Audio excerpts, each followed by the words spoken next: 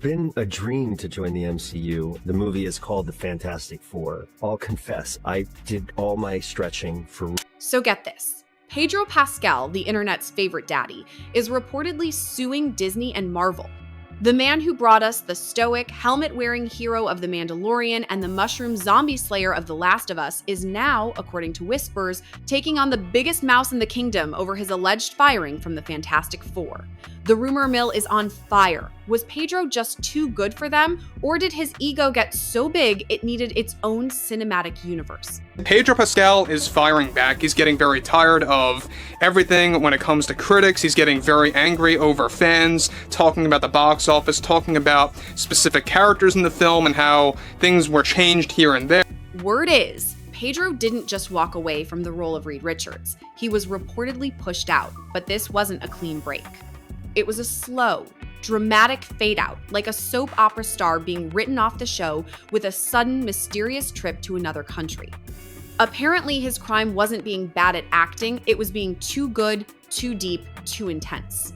He wanted to make Reed Richards a character with soul, with trauma, with a backstory that was... No, we've actually really enjoyed being with each other. Well, He's that's one of good. my favorite people ever. Sometimes I felt like I was in a Reed Richards science class, which is not what I really wanted to be in. The tension in the rehearsal room was so thick you could probably cut it with a cosmic ray. But what really set the studio off and led to this legal showdown, this lawsuit, according to sources, isn't just about a paycheck. It's about art versus commerce. Pascal, it's been said, felt like he was speaking a different language from the studio execs. He'd come in with pages of notes, talking about Stan Lee's original vision and the philosophical implications of a man who can stretch. Meanwhile, the execs were reportedly asking if they could add more explosions. It was a classic clash between a method actor and a machine that knows how to make money. But the final nail in the coffin, the moment that reportedly sealed his fate, happened at the last table read, and it was a doozy. Look, on one end, you're going to have a lot of fans saying that this is a very weak or somewhat weak box office performance for the Fantastic Four. Others are going to say that it's a very strong box office opening. The final table read for the Fantastic Four was supposed to be a unifying moment, but according to insiders, it was ground zero for the movie's collapse. Pascal showed up with a script that was practically a new screenplay, filled with his handwritten edits and notes. When he started reading, it wasn't the script approved by Marvel. It was the Pedro Pascal show. He reportedly launched into an emotional, improvised performance that completely overshadowed his co-stars. The rest of the cast, Vanessa Kirby, Joseph Quinn, Eben Moss-Backrack, were just props in his grand performance. The director, Matt Shakman, tried to get things back on track, but Pedro allegedly cut him off. You have to wonder, did he think he was directing the film now? But what did he say that was so inflammatory it reportedly made Marvel decide to get rid of him? Look, this is not a life-changing, the MCU has been saved, this movie paid off my car, this movie cured my depression. It's not that. It's really not. The words Pedro allegedly used were a shot across the bow of the entire Marvel Cinematic Universe. He reportedly told the director, "If this is just going to be another cookie-cutter Marvel flick, then I'm wasting my time." Boom. Mic drop. You can almost hear the silence in that room. The lawsuit claims this was the moment the studio decided to terminate him, but they didn't do it with a formal firing. They did it with what his legal team calls constructive dismissal. This is where it gets really sneaky. Instead of giving him the boot, they started to phase him out, making his role smaller and smaller, turning him from the star of the show into a glorified background extra. So, while he was still technically on the payroll, he was also reportedly being systematically erased. But the silent treatment didn't stop there. Following the disastrous table read, Marvel tried to hold a private Zoom meeting to smooth things over. The whole cast was there, but according to whispers, it was anything but a peaceful resolution. Pascal reportedly started the call with a 20-minute monologue about art, philosophy, and Stan Lee. He was talking about trauma and moral complexity, while everyone else was probably just wondering if they'd make it home in time for dinner. Vanessa Kirby, bless her heart, tried to speak up, but Pedro cut her off after just 6 words, telling her, "It's not about hierarchy, Vanessa. It's about message." The call ended abruptly, with Joseph Quinn and Vanessa Kirby quietly exiting, leaving only a few stunned faces behind.